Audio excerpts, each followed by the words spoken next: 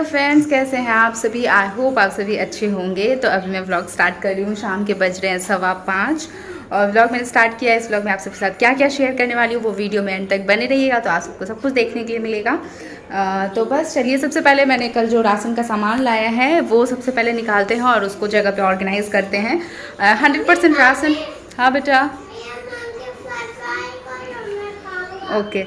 100% ration जो है वो हर महीने नहीं आता है, क्योंकि कभी ऐसा होता है कि कुछ चीज़ें ख़त्म हुई हैं, कुछ चीज़ें नहीं हुई हैं, कुछ पहले महीने से बची हुई हैं, कुछ चीज़ों की ज़रूरत अब नहीं है, ऐसा होते रहता है। तो इस महीने में मैं क्या क्या राशन लेकर आई हूँ वो आप सबके साथ चलिए मैं शेयर करती हूँ।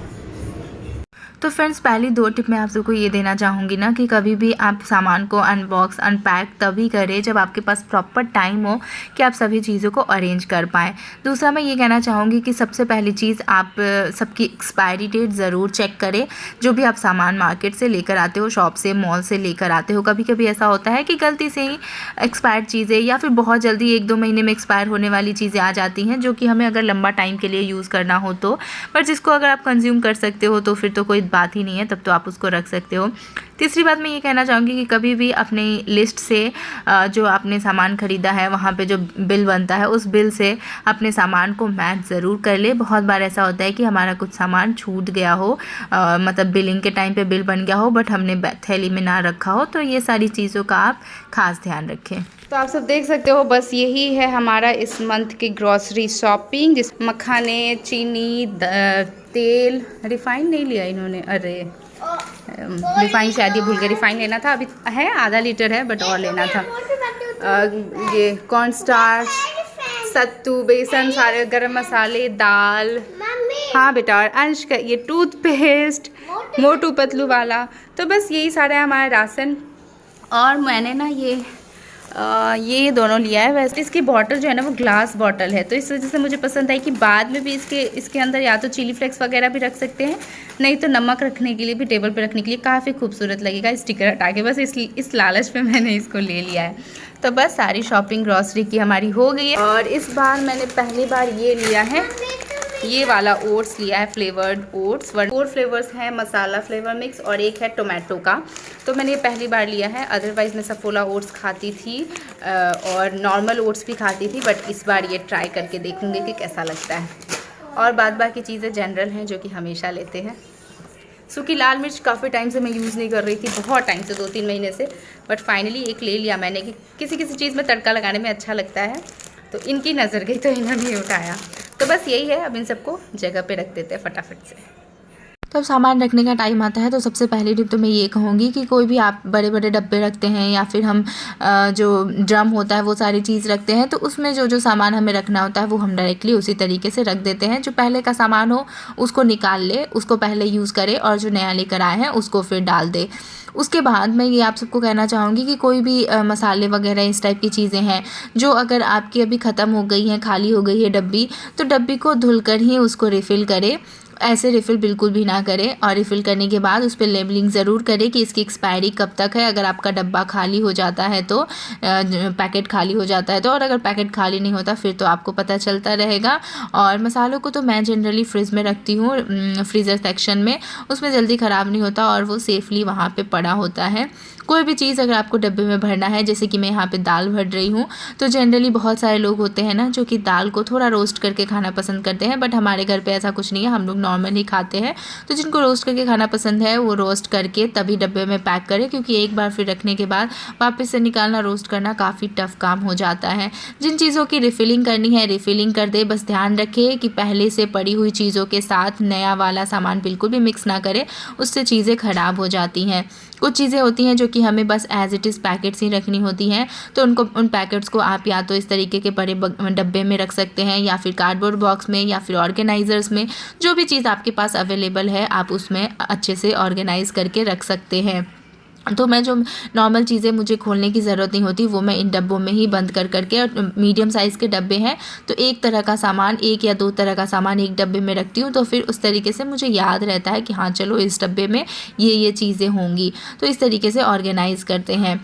मैं यहाँ पे चूड़ा हुआ, जैसे कि मूँगफली, मखाने, ये सारी चीज़ें मैं रोस्ट करती हूँ, बट बहुत सारे एक साथ नहीं करती सारे के सारे, बट थोड़ा थोड़ा करके इस तरीके से करती हूँ, इसलिए मैं उन सबको एक तरफ रखती हूँ और उन सबको रोस्ट वगैरह करके रख देती हूँ। उनको ऐसे भी खाते हैं और रोस्ट करके भी खाते हैं। तो सारी चीज़ों को इस तरीके से सेक्शन वाइज रखते हैं। और मैंने यहाँ पे बस सर्फ वगैरह तो ज़्यादा लिया नहीं, क्योंकि ऑलरेडी घर में था सर्फ, साबुन, शैम्पू, ये सारी चीज़ें थी। तो वो सारी चीज़ें भी हो तो वो सब आप अपने एक तरफ ऑर्गेनाइज़ कर लो। किचन में ही अगर आप रखते हो, कहीं कोई साइड में ड्रॉर है तो वहाँ रख सकते हो, अलग रखते हो तो अलग रख सकते हो। कोई भी चीज़ अगर आप रिफ़िल कर रहे हो, मसाले वगैरह हैं या फिर कुछ इस टाइप की चीज़ें हैं जिनकी एक्सपायरी डेट होती है, तो अगर आपका पैकेट खाली हो रहा है तो आप उसकी एक्सपायरी डेट कट करके या फिर लिख के और उस पर पेस्ट कर दो। सबसे सिंपल तरीका ये है डब्बे पे पेस्ट करने का कि आप उसकी कटिंग लो और सेलो टेप से उसको पेस्ट कर दो। ईजिली वो पेस्ट हो जाता है और जल्दी रिमूव भी नहीं होता। वॉश भी अगर हल्का फुल्का आप करोगे तो वॉश नहीं होता। छोटे छोटे जो भी सैशेस वगैरह होते हैं उनको मैं इस तरीके से, ये एक अमूल का वो चीज़ आता है ना, बटर आता है, सॉरी, बटर के डब्बे में मैं रखती हूँ। उसमें कॉफ़ी वगैरह के भी सैशे हैं, एक दो टमाटो केचप भी हैं, उसमें ही मैंने इनो भी रख दिया है। बाकी रोस्ट करने की चीज़ें आप सब देख सकते हो, मैंने इधर एक तरफ रखी हैं। सारी चीज़ें मैंने बहुत ही अच्छे से ऑर्गेनाइज़ कर दी हैं। तो बस यही सारे कुछ टिप्स हैं जो कि अगर आप फॉलो करोगे, जनरली तो मैं यही टिप्स फॉलो करती हूँ और अपनी चीज़ों को ऑर्गेनाइज़ करती हूँ। उसके बाद फिर ये चौकोस लेकर आई थी मैं, तो मैं सोचा था बाबू को ट्राई कराऊंगी, उसको पसंद आता है या नहीं।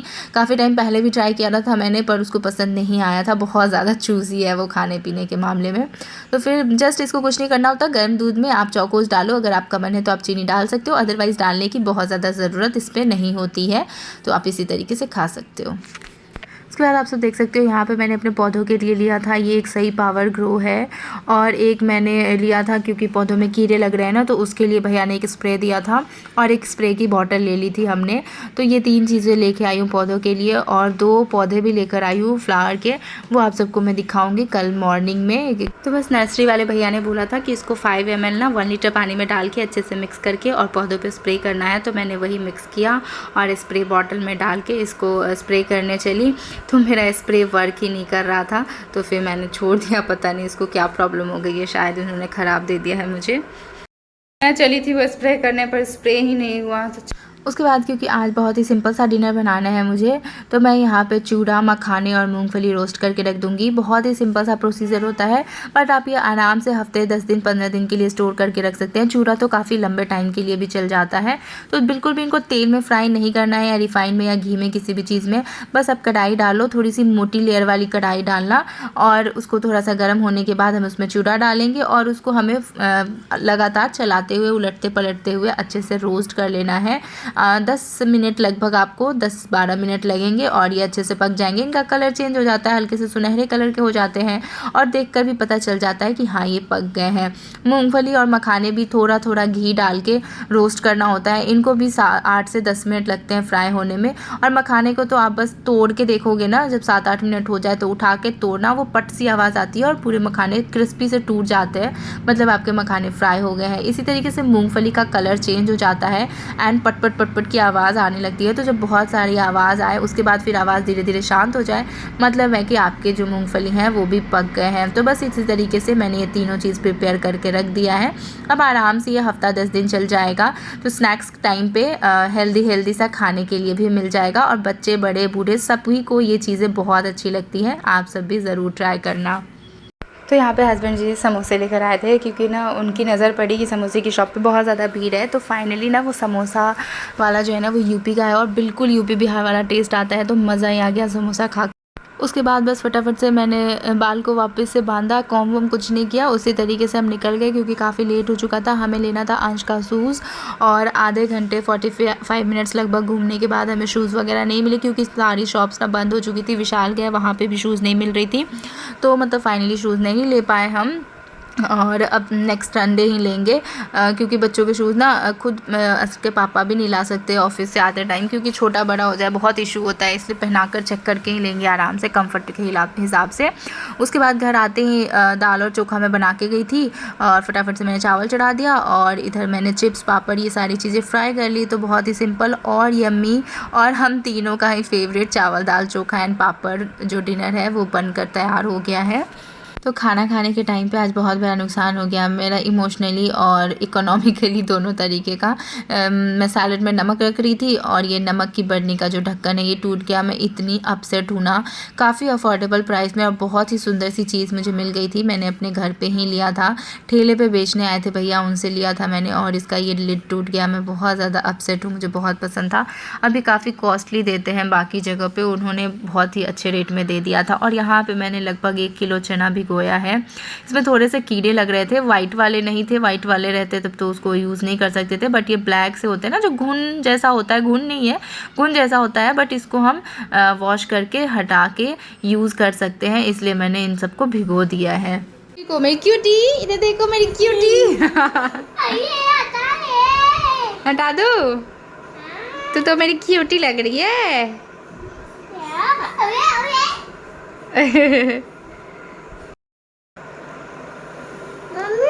हाँ नहीं नहीं नहीं खोलो बेटा, मैं जा रही हूँ, मुझे काम है, ठीक है। आप छो, आप छो, आप छो, आप छो, आप छो। अरे मेरे हाथ से मेरा क्लचर खोल दिया। देखो स्मार्ट हो गया है बच्चा, है स्मार्टी, क्यूटी।